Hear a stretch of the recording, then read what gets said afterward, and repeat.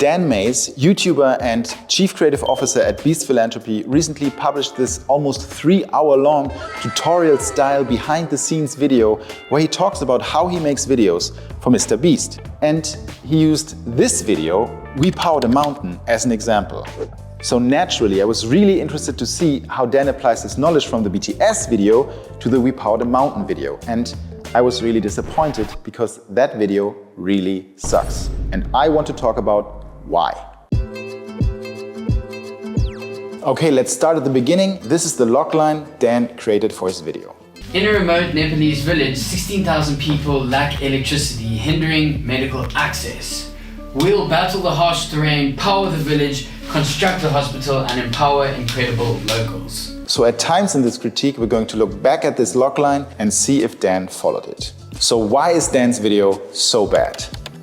Reason number 1, the wrong use of characters. In the first minute of this 10-minute video, we introduced to 5 different people: Jimmy, Dan, Darren, Sanjay, and Neera. And later, he also met Melissa. So we're meeting a lot of people, and that in itself might be a challenge, because in a 10-minute video, you might not have enough time to give each person the proper screen time. And it becomes a problem when you don't use your time with them to drive the story forward. And that's exactly what happened here. For example, after spending about 40 seconds with Melissa, or about 7% of the video's time, where we learned about her backstory, we shared an emotional moment with her, I was really expecting that this was the build-up for more.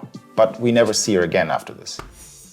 And even the things she talked about weren't really related to the topic of the video. And it was really the first time where I realized that if we had the opportunity to show people the beauty of nature and the world, it really unlocks something that makes us want to protect it too. I mean, that's wonderful, but has nothing to do with building a hospital on the mountain. A bit later, we're spending significant time with Dan himself.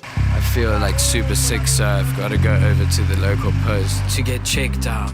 If this film was about Dan, this certainly would be an important plot point. But this film is not about Dan overcoming an illness. It's about building a hospital in the harsh environment of rural Nepal. Sure, you might say that Dan's struggle to find medical care highlights the need for a hospital in this area. But that need was already strongly established by Neera's story in the beginning. Since the birthing center was far away, I still couldn't reach the birthing center and had to lose the baby. I think Dan should have known better, and kill this darling, as he suggests, is often necessary. It just didn't work, so I took it out. Think about how you're going to advance the story. What about this part of the logline? Empowering the locals. Dan often talks about respect for the locals. And usually what I try and do when editing these films and when filming these projects is to try and find these unsung heroes in the communities. But the locals, at least in this film, are really underrepresented. They don't really get to say much compared to the screen time that Dan and Darren are getting. Especially with Neera, I think that's a problem. Dan says it himself. He wants to boost the oxytocin level of the audience. Oxytocin acts as a chemical messenger and has an important role in many human behaviors, including recognition, trust, romantic attachment, and bonding. But that's hardly possible if we don't really get to know these people, and in Neera's case, don't even hear her speak besides this one word. Namaste. Instead, there's a lot of talking about the local people. This is the culture over here. These people are incredibly kind and welcoming, and everywhere you go, they want to take care of us. And sure, yeah, that's nice, but why are we talking about people if we could hear directly from them? Reason number 2, too many emotions. Here, Darren is more inspired than ever before. Darren was more inspired than ever before. Here, Darren feels like he's part of someone's family. Their friendliness and their openness has made me feel part of their families in just a few days. And here, he's having the best tea of his life. The best tea I've ever had in my entire life. I could go on.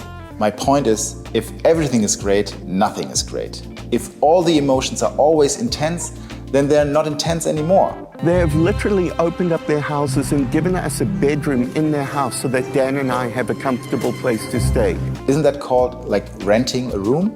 If you want to make a believable film, it's okay to have smaller moments so that the bigger ones have a higher impact. It feels a little bit like scrolling through a social feed. The endorphins kick in, but you feel empty afterwards.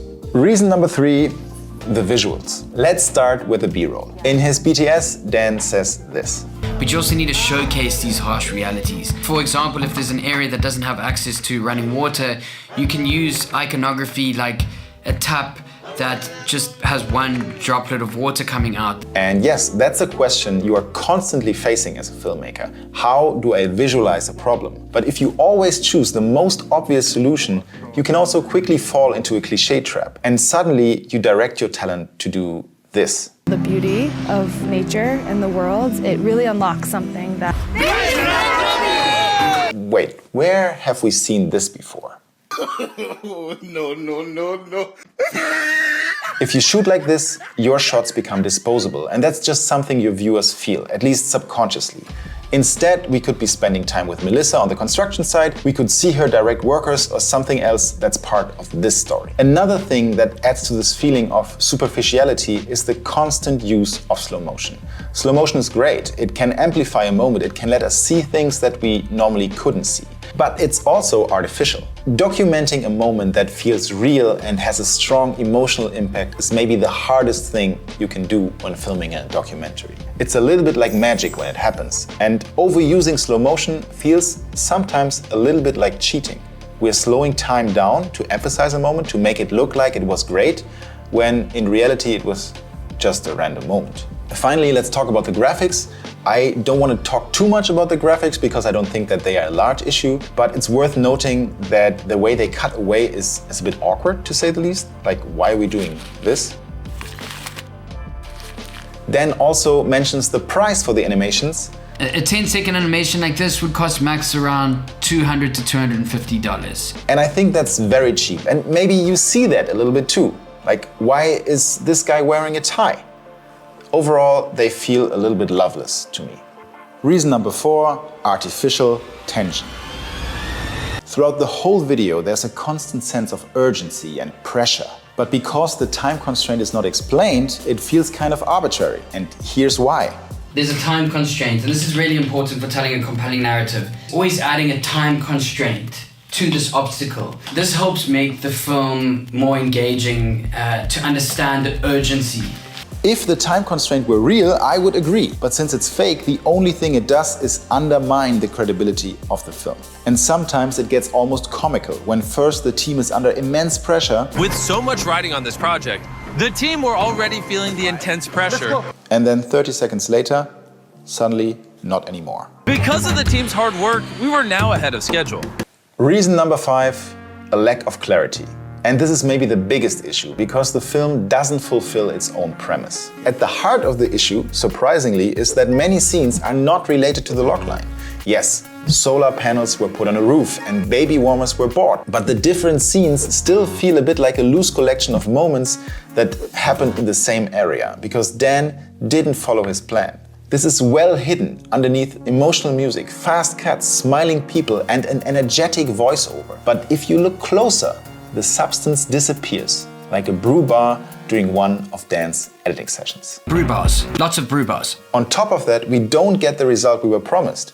Baby warmers aside, it's never shown or explained how and if the hospital was equipped. We never get to see a finished hospital from the inside. Instead, we get a sensational helicopter trip to Mount Everest. Okay, now that I have complained and maybe even nitpicked about things, what do you think? Now it's your turn to tear my video apart.